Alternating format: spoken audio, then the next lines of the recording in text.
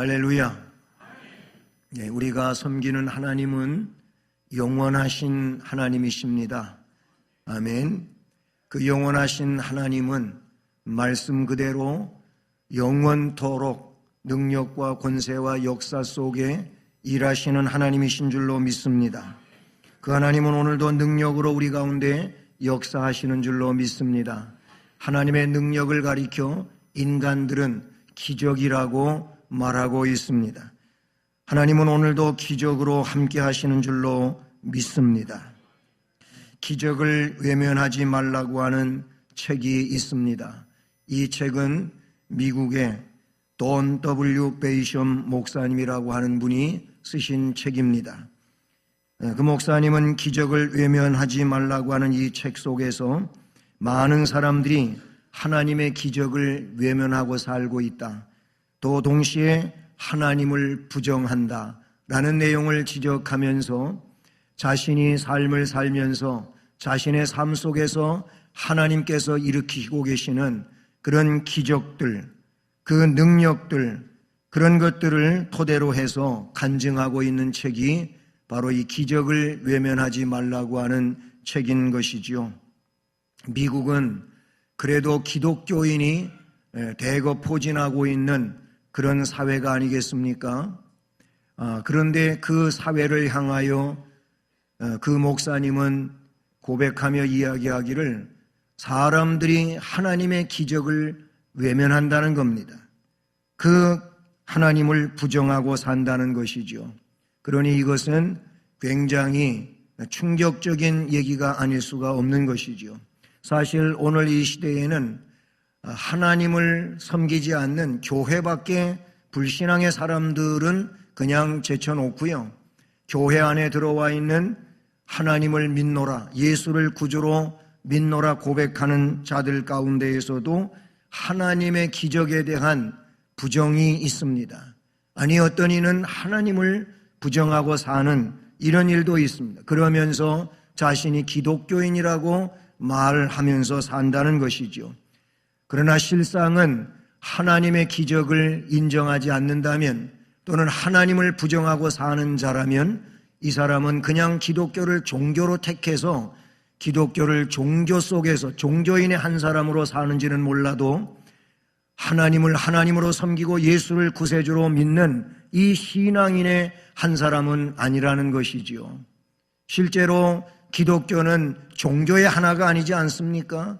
기독교는 하나님을 섬기는 하나님의 백성들이 바로 기독교 안에 있다는 사실이죠. 그런데 이렇게 종교의 하나쯤으로 생각하면서 살아가는 일들은 이것은 정말 불행한 일이 아닐 수가 없다는 사실인 것이죠. 여러분은 기적을 믿으십니까? 믿을 뿐 아니라 그 기적의 삶을 여러분의 삶 속에서 체험하고 계십니까?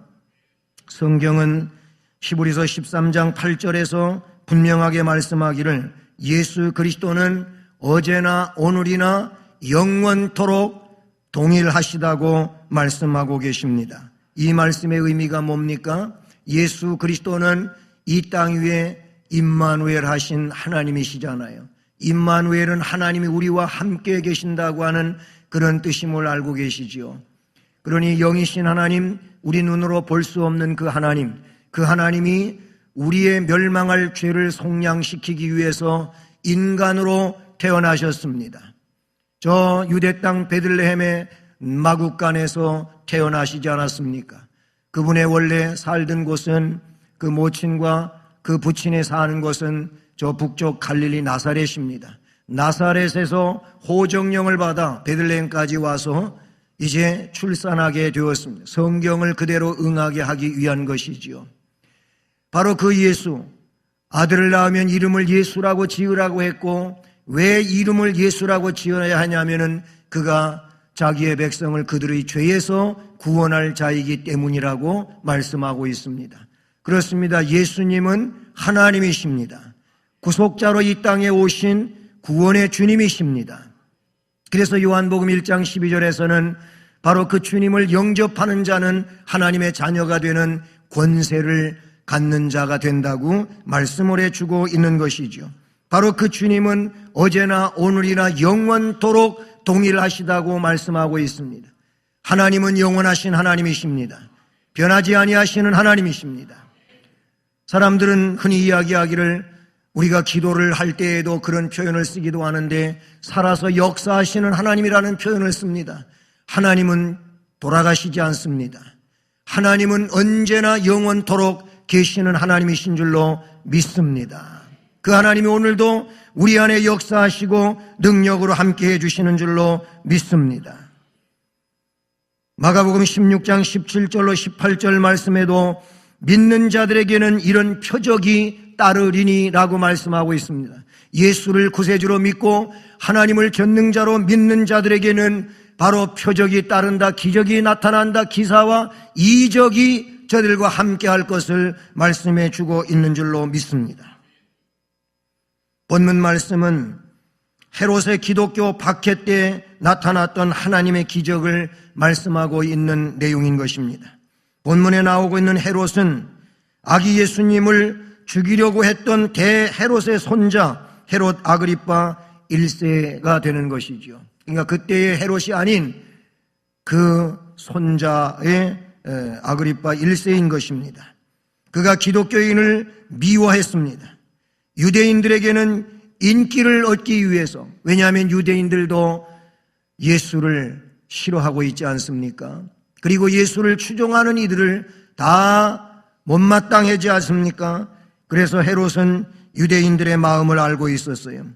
그래서 야고보를 체포해서 칼로 죽였다고 본문 2절에 말씀하고 있습니다.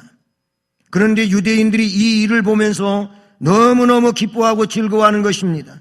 그래서 야고보다도 더 사람들에게 존중되어지는 이 베드로를 죽이면 내 인기는 하늘을 찌르겠다 싶어 그래서 베드로도 체포에다가 옥에 가뒀습니다.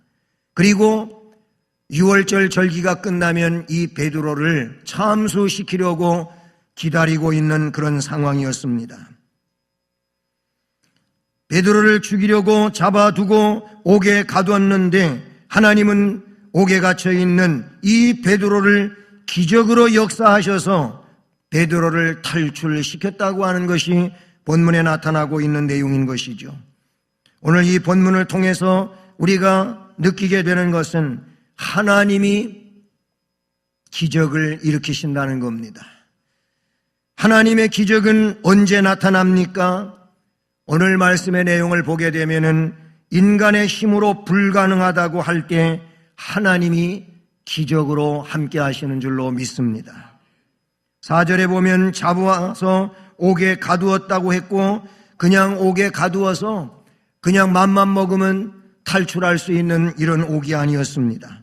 군인 4식인 4패에 맡겨가지고 지켰습니다. 4명이 1조가 되어서 4개조로 나누어가지고 문마다 못 나가게 지키고 있었다는 내용인 것이죠. 이 얼마나 삼엄한 경계 속에 베드로가 저 깊은 옥에 갇혀 있었냐는 것이지요. 베드로 한 사람을 지키기 위해서 군인 16명이 2중 3중의 파수를 서면서 그렇게 베드로를 추록하지 못하게, 도망가지 못하게, 누가 꺼내가지 못하게 그렇게 지키고 있는 것입니다. 그것만이 아닙니다.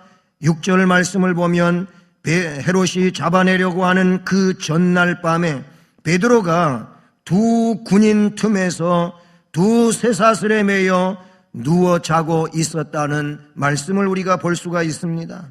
두 군인 틈에 두 쇠사슬에 묶여서 있었다는 내용인 것이죠. 지금 앞에 나오고 있는 4명이 한 조가 되어 4개조로 나누어져 있는, 그래서 베드로가 갇혀있는 옥에서 문이 여러 개가 있는데 그 문마다 지키고 있는 것만이 아니었다는 것이죠. 이 2명의 군인은 베드로 한 사람을 위하여 베드로 양옆에 지키고 있는 사람들입니다. 어떻게 지키고 있느냐 하면은 베드로의 양손에다가 사슬을 매가지고 그 맨 사슬을 이 군인들 자기의 또 팔에다 갖다 묶어놓은 이런 상태라는 것이죠. 그래서 베드로는 2명의 군인들 틈에서 양팔을 다 쇠사슬에 묶여가지고, 그래서 그 군인들이 그 쇠사슬에 연결되어져 있는 그런 상황 속에서 지금 감옥에 갇혀 있다는 얘기죠. 여러분, 우리가 어떤 흉악범을 경찰이 체포를 했어요. 체포를 해가지고는 이 사람을 그냥 수갑만 채운 게 아니에요. 수갑 차고도 도망가는 일이 있잖아요. 그래가지고 그 범인을 체포해가지고 그 범인의 한 손에다가 수갑을 채우고 나머지 한쪽의 고랑은 이 형사가 자기 팔에다가 채운 거예요. 그러니까 그 사람하고 나하고 이 범인하고 경찰하고 그냥 연결이 돼가지고 못 도망가는 거. 예? 이 수갑 채워놨는데 도망간 사람들 있잖아요. 그냥 틈만 봐가지고 도망치는 이런 일이. 경찰하고 같이 묶여 있으면 어떻게 가겠습니까? 지금 베드로가 그 옥속에 갇혀 있는 데에도 그런 상황으로 묶여 있는 상황이었다고 하는 것을 이야기하고 있지요. 이 내용은 거기에서 나오는 것은 인간적으로 불가능한 상황인 것이죠. 그런데 하나님께서 기적을 일으키셨습니다. 할렐루야. 사면초가 사방이 뺑뺑 둘러 다 울타리가 쳐지고 문이 닫혀 있고 갇혀 있는 상황이라 할지라도 하나님 백성에게는 하늘길이 열려 있는 줄로 믿습니다. 할렐루야. 하나님이 역사하시는 겁니다. 여러분, 우리는 애굽에서 이스라엘 백성이 이제 하나님의 은혜로 애굽에서 탈출해서, 이걸 우리는 출애굽이라 그러지 않습니까? 탈출해가지고 저 홍해 앞에 도착하게 됩니다. 그런데 홍해 건너가야 저들이 갈 길이 열려지게 되는데 홍해가 가로놓였으니 가기가 어렵지 않습니까? 그런데 홍해만 가로놓여 있는 것이 아니잖아요. 그냥 홍해만 가로놓여 있었다면은 거기에서 날을 보내면서 홍해를 건너갈 방책을 그렇게 구비할 수가 있을 텐데, 그런데 그럴 시간이 없습니다. 왜냐하면 바로가 애굽에서 이스라엘 백성을 나가라고 해놓고는 너무너무 괘씸해가지고 철병거 300승을 대동시켜가지고 그 군사들로 하여금 이 이스라엘을 추격하게 하고 도로 붙잡아 오려고 쫓아오고 있는 그런 상황이 된 겁니다. 우리는 이 상황을 가리켜 진퇴양난이라고 합니다. 설상가상이라고 합니다. 이러지도 못하고 저러지도 못하는 상황인 것이지요. 그래서 이스라엘 백성들은 지도자 모세를 향하여 난리가 났습니다. 왜 애굽에서 우리를 꺼내와 가지고 홍해바다에 빠져 죽게 만드는다는 둥, 애굽 군대가 추격해서 우리를 죽게 만든다는 둥 여러 가지로 원망하고 불평하고 난리가 났습니다. 하나님은 모세에게 지시하십니다. 내가 너한테 준 지팡이가 있지 않느냐? 그 지팡이를 가지고 홍해를 가리키라고 말씀하십니다. 그래서 모세는 지시하는 대로 했습니다. 바로 그때 하나님께서 저 건너편 동쪽에서부터 동풍이 불게 해가지고 그 홍해를 갈라놓으십니다. 할렐루야. 그리고 이스라엘 백성을 그 홍해를 육지같이 건너게 하셨다는 내용은 우리가 너무 잘 알고 있는 내용 아닙니까? 이스라엘 백성 이 히브리 민족은 그 홍해바다를 하나님이 갈라놓아 육지같이 건너왔는데 애굽 사람들도 이게 무슨 홍해 안에 길이 만들어졌냐고 하고 그리로 애굽 백성들이 철병거를 타고 이스라엘을 쫓아오는 중에 이스라엘은 다 바다에서 올라왔고 저 군인들은 모두가 그 홍해바다에 싹 들어왔을 때 하나님은 갈라졌던 물을 합수시켜서 그들을 다 수장시킨 내용을 출애굽기에서 우리에게 잘 나타내주고 있는 것이죠. 사랑하는 여러분, 사람이 할 수 있는 상황이면 하나님께서 기적을 행하시지 않습니다. 그것은 사람이 하면 되는 일이기 때문에 하나님은 사람이 할 수 있는 일을 가지고 역사하시지 않습니다. 사람이 할 수 없는 그런 일들을 하나님이 기적으로, 이적으로, 표적으로 역사하셔서 하나님의 전능하심과 그 능력 있으심을 나타내 주시는 줄로 믿습니다. 인간의 힘으로 불가능할 때 기적이 일어납니다. 그러면 불가능할 때 이러면 다 그러면 기적이 일어나는 겁니까? 그러나 성경의 순서와 질서를 보게 되면은 불가능한 상황이지만 그 불가능한 상황 속에서 무엇을 했습니까? 말씀해 보면 부르짖어 기도했다는 말씀이 나타나고 있습니다. 5절에 보면 이에 베드로는 옥에 갇혔고 교회는 예루살렘 교회, 초대 교회지요. 마가 다락방에 있는 그 예루살렘 교회를 말하는 것입니다. 베드로는 옥에 갇혔는데 그 예루살렘 교회는 그를 위하여 간절히 하나님께 기도하더라. 아멘. 오늘 마지막 절 12절에도 보면은 깨닫고 마가라 하는 요한의 어머니 마리아의 집에 갔는데 여러 사람이 거기에 모여 기도하고 있더라. 아멘. 우리는 이 말씀에서 믿음의 사람들이 사람의 그런 능력으로 할 수 없는 상황을 만날 때 뭘 어떻게 해야 할지를 가르쳐주고 있다고 보는 것이죠. 성경은 우리를 위하여 그 후시대 백성들을 위하여 기록해 놓았다고 고린도전서에서 말씀하고 있죠. 지난날 과거 역사에서 있었던 하나님의 능력의 일들을 기록하고 있는 것은 바로 후시대 믿음의 백성들에게 어떻게 하라고 거울로 제시하기 위하여 기록해 주셨다고 말씀하고 있는 것입니다.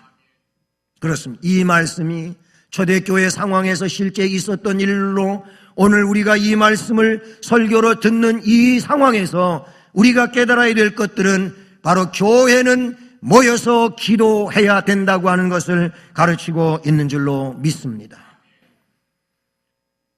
온 교회가 나와서 하나님께 부르짖었다는 얘기가 되는 것이죠. 그렇습니다.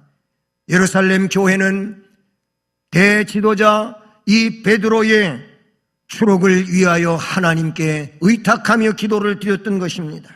야고보 사도가 저 헤롯에 의하여 칼로 목베임 참수를 당한 것입니다. 참으로 안타까운 일이 아닐 수가 없지요. 여러분, 베드로도 이제 내일이면 이런 상황이 될 수밖에 없는 그 찰나에 있는 것입니다. 예루살렘 교회는 이런 상황에서 그들이 할 수 있는 일들은 자신이 뭘 어떻게 할 수 있는 일이 없잖아요. 그래서 전능하신 하나님께 그 베드로의 추록을 위하여 간절히 기도했다는 것입니다. 그를 위하여, 교회는 그를 위하여 간절히 하나님께 기도하더라. 아멘. 전능하신 하나님을 믿고 하나님께 기도를 드리게 되는 것입니다. 물론 이 기도에 의하여 하나님은 역사하신 것이지요. 여러분, 사명이 있는 자는 죽지 않습니다. 야고보가 칼에 죽었다고 하는 것은 그의 사명이 맞춰졌다는 일이 되는 것이고, 베드로가 아직은 사명이 있기 때문에 하나님은 그 베드로를 야고보처럼 헤롯의 칼날에 죽도록 내버려 두시지를 않는다는 것이죠. 오늘 저와 여러분들도 하나님 주신 사명을 이루어야 할 일이 남아있다면 죽지 않습니다. 사명이 다하면 죽게 되는 것이지 사명이 있는 한 죽지 않음을 기억하고 우리는 담대하게 사명에 붙들려 살아가는 믿음의 사람들이 되기를 주님의 이름으로 축복합니다. 기도 부대가 있다는 것은 복이 될 줄로 믿습니다. 가문과 가정에 기도하는 자손이 많다고 한다면 그 가문과 가정은 복 있는 가문이요 가정인 줄로 믿습니다. 기도하는 교인들이 많은 교회는 복 있는 교회인 줄로 믿습니다. 우리 수원성심교회가 기도하는 교인이 많은 이런 교회가 되어 복받는 교회, 복받는 성도들이 되기를 주님의 이름으로 축복합니다. 나라를 위한 기도가 많으면 나라 역시 평안하고 은혜가 넘치고 세계 열방을 위하여 크게 쓰임받는 나라가 될 줄로 믿습니다. 오늘 새벽에 안수 집사님들이 많은 분들이 참여했어요. 그동안 없었던 일이란 말이죠. 안수 집사회에서 안수 집사님들이 새벽 기도, 주일 새벽 기도를 하자고 하는 그런 결의가 있었던 모양입니다. 그래서 많은 분들이 참여했습니다. 오늘 새벽만이 아니고 앞으로 계속 여러분들이 그와 같이 하실 수 있기를 바랍니다. 그런 모습을 보면서 저는 많이 힘을 얻었습니다. 참으로 이것이 귀한 일이고 은혜로운 일이 아니겠습니까? 그런 속에서 하나님은 우리들을 붙잡고 역사하실 줄로 믿습니다. 부르짖어 기도하면 기적이 일어나는 것입니다. 부르짖어 기도하면 하나님께서 비밀 특사를 보내주실 줄로 믿습니다. 베드로가 옥에 갇혔을 때만이 아니고 오늘 이 시대에도 우리가 우리의 상황으로 타개할 수 없는 그런 일을 만나고 그래서 기도를 요청하며 합심하여 모여 기도하게 되면은 하나님께서 비밀 특사를 보내실 줄로 믿습니다. 7절 이하의 말씀을 보면 호련히 주의 사자가 나타났습니다. 옥중에 광채가 빛났습니다. 베드로의 옆구리를 쳐서 깨웁니다. 이르되 급히 일어나라 하니 쇠사슬이 그 손에서 벗어졌습니다. 천사가 또 그를 하는 말이 띠를 끼고 신을 신으라고 합니다. 베드로가 그대로 했습니다. 천사가 또 말합니다. 겉옷을 입고 따라오라고 합니다. 베드로가 나와서 따라갑니다. 천사가 하는 것이 생시인 줄을 알지 못하고 환상을 보는가 했습니다. 너무나도 꿈 같은 일이 자기의 지금 상황에서 펼쳐지고 있기 때문에 이게 환상이지 이게 생시가 아니야. 사람들이 그러잖아요. 너무 놀라운 일이 일어나면은 나 좀 한번 꼬집어봐. 내가 너무 이게 꿈인 것 같아. 그래서 앞에 있는 사람이 꼬집으면 아야 그러면서 내가 이게 꿈이 아니네 그러기도 하지 않습니까? 꿈 같은 일이 일어나면은 자신도 모르게 이게 꿈으로 착각하고 진짜인데 그렇게 생각하는 것처럼 베드로도 그런 착각 속에 있어서 이게 꿈 같은 일이란 말이죠. 그러다가 베드로는 이게 꿈이 아니다. 이게 생시에 일어난 일이다. 환상이 아니다 라고 알게 된 것입니다. 사랑하는 성도 여러분, 하나님께서 기적을 주시려고 하시면은 먼저 평안이 찾아오는 줄로 믿습니다. 베드로도 말씀에 보게 되면은 두 군인 틈바구니에서 두 사슬에 묶여가지고 거기서 잠을 자고 있다니, 아니 그 상황에 잠이 오냐고. 사람은 이런 상황이 되면 잠이 올 수가 없는 것이 맞는 일입니다. 여러분도 들어보시고 아시겠지만은 사형수 있지 않습니까?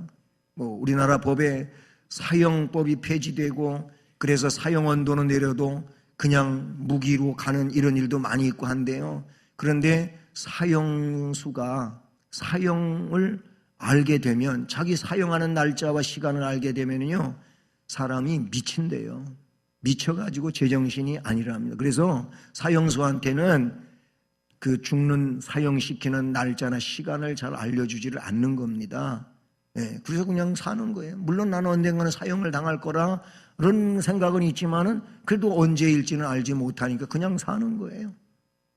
그런데 어느 날 아침에 식사가 평소와 달리 들어오면 내가 오늘 죽는구나 이렇게 알게 된다는 거예요. 참 불행한 일이죠. 그 얘기는 그건 무슨 얘기냐면 사람이 죽는 날을 알면은, 죽는 시간을 알면은 제대로 못 살아요. 그래서 하나님이 이것도 비밀에 붙여두신 거예요. 참 안타까운 얘기지만 사람이 살다가 몹쓸 병에 들어가지고 가서 의사를 통해 진단을 받았는데 당신은 시한부입니다. 이제 몇 개월 못 사면, 이러면 사람이 이상하게 돼버리는 거예요. 절망하고 낙심하고 그래요. 베드로가 지금 내일 아침이면 내일 끌려가서 사형당하는 날이에요. 그런데 잠자고 있어요. 어떻게 그럴 수 있을까요? 생사를 주님께 맡겼기 때문에 그런 줄로 믿습니다. 빌리 그레엄 목사님이 며칠 전에 하나님 부르셨어요. 99세의 일기로 부르셨어요. 그런데 그분이 이런 말을 한 것을 신문지상에 써놨더라고요. 내가 마지막 숨을 쉬는 날 나는 천국에서 산다, 이렇게 말했다는 겁니다. 여러분, 하나님 백성은 하늘의 소망이 있습니다. 이 세상에서 자기의 사명을 다하면 하나님 나라 가서 영원히 하나님과 함께, 우리 주님과 함께 거기서 눈물, 근심, 걱정, 한숨, 아픔, 고통 없는 그곳에서 그렇게 살아가게 될 줄로 믿습니다. 이 믿음을 가진 자는 세상에서 그렇게 절망하거나 낙심하지 않습니다. 베드로는 그것을 확신하고 있었음을 우리는 깨닫게 되는 것이지요. 그래요. 하나님께서 기적을 주시려고 하시면은 먼저 평안이 오는 것이죠.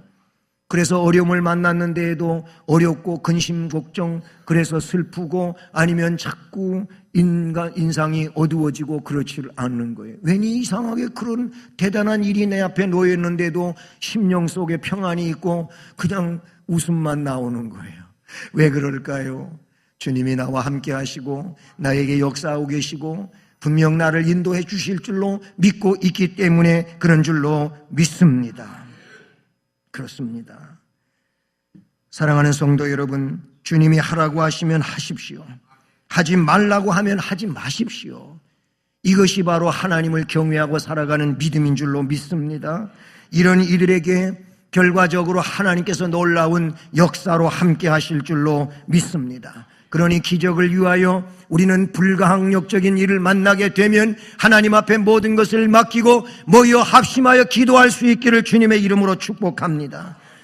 합심하여 기도하고 기도할 때 또 우리는 뭘 어떻게 해야 되겠습니까? 주님께 순종해야 될 줄로 믿습니다. 10절까지의 말씀 앞부분에서 계속되는 내용입니다마는 이미 앞에서 읽었던 말씀입니다. 말씀에 보게 되면 천사가 와가지고 베드로를 쳐서 깨웁니다. 그렇지요. 7절에 호련히 주의 사자가 나타나서 그래서 옥중에 광채가 빛나고 베드로의 옆구리를 쳐 깨웁니다. 그래서 잠자고 있던 베드로가 일어나게 되는 것이죠. 급히 일어나라 그랬더니 쇠사슬이 그 손에서 벗어졌습니다. 할렐루야. 천사가 그에게 또 말합니다. 띠를 띠고 신을 신으라 하거늘 베드로가 그대로 했습니다. 천사가 또 말합니다. 겉옷을 입고 따라오라. 베드로가 나와서 따라갈새 천사가 하는 것이 생시인 줄 알지 못하고 환상을 보는가 하니라. 그렇게 해서 이에 첫째와 둘째 파수를 지나 시내로 통한 쇠문에 이르니 문이 저절로 열리는지라. 아멘.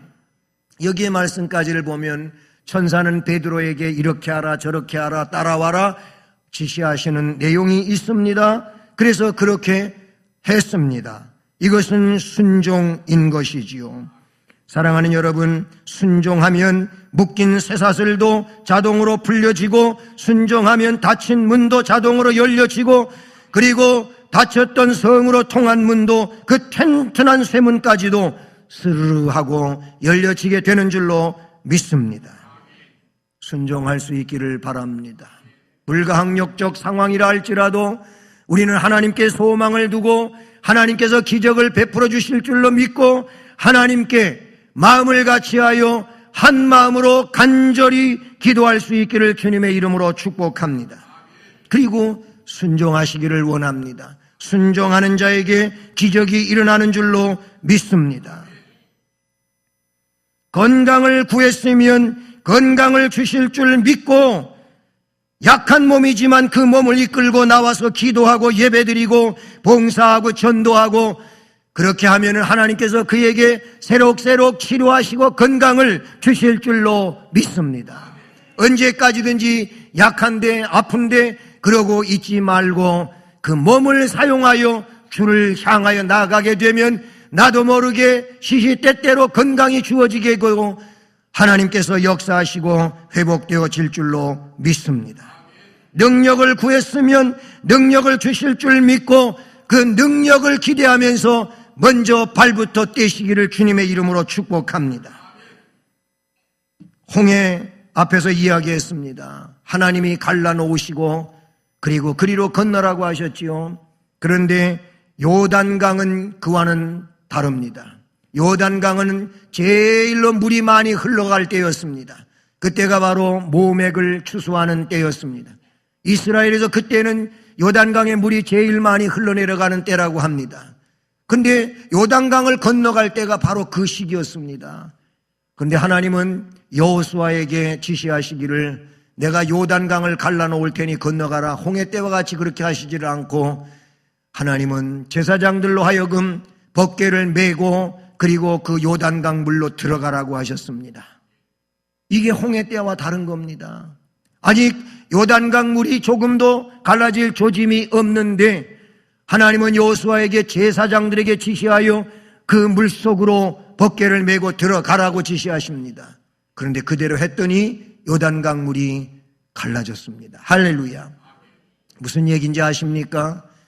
홍해의 경험이 있는 자들에게 요단강은 그 경험을 근거로 해서 하나님이 지시하시면 그렇게 되어진다고 하는 믿음을 갖게 하신 것인 줄로 믿습니다. 그런 믿음을 갖지 못한 사람들은 홍해를 육지같이 건넜지만은 광야에서 불순종하고 하나님을 대적하다가 다 광야에서 쓰러져 죽고 말았습니다. 그게 역사인 것입니다. 다 그랬잖아요. 여호수아와 갈렙, 그 당시에 20세 이상의 사람들은 2명만 남았어요. 나머지는 전부 다 광야에서 죽어 매장됐습니다. 여호수아 갈렙만이 하나님이 살아계시고 하나님이 역사하시는데, 하나님이 그 땅을 우리에게 주신다고 했는데 우리 얼른 가서 차지하자, 이렇게 했던 사람들입니다. 바로 홍해에서 경험한 자들은 이제 광야 속에서도 그 믿음을 가지고 나아가야 되는 것이며, 그리고 요단강 앞에 섰을 때 하나님이 어떤 지시를 한다 할지라도 그 믿음으로 하나님의 지시를 따라서 해야 될 줄로 믿습니다. 여러분은 성경의 믿음을 갖고 계십니까? 여러분은 살아있으며 또한 생존 시에 경험했던 이런 믿음을, 기적에 대한 믿음을 갖고 계십니까? 그러면 지금도 앞으로도 그와 같은 믿음을 가지고 행진하실 수 있기를 주님의 이름으로 축복합니다. 이왕 믿는 거 가나안의 믿음 가지시기를 바라는 것입니다. 광야에 여러 가지 열악한 환경적 조건 때문에 믿음이 없어지는 이런 내용이 아니라 우리는 가나안 정착에 대한 믿음을 갖고, 그리고 그 믿음을 갖고 이 광야 같은 세상을 살아가실 수 있기를 주님의 이름으로 축복합니다. 주님의 말씀을 믿고 순종하면 분명코 주님께서 역사하실 줄로 믿습니다. 유라굴로라고 하는 광풍을 만났을 때 배 안에 타고 있는 275명은 다 야단 법석이고 우리는 죽었다고, 그들은 하얗게 질려가지고 절망하고 있는 상황이었지만 그 중에 한 사람 바울은 달랐습니다. 276명 중에 한 사람 바울은 뭐라고 이야기하는지 아십니까? 광풍을 만났을 때 주님이 내게 하신 말씀대로 되리라고 나는 믿습니다. 그러니 여러분 안심하십시오. 우리는 무사할 것입니다. 이 배 안에 있는 모든 하물과 짐들은 없어진다 할지라도 이 배에 타고 있는 사람들은 다 무사할 것입니다. 걱정하지 마십시오. 그대로 된 줄로 믿습니다. 이것이 곧 하나님의 지시하심이었고 바울의 믿음이었던 것입니다.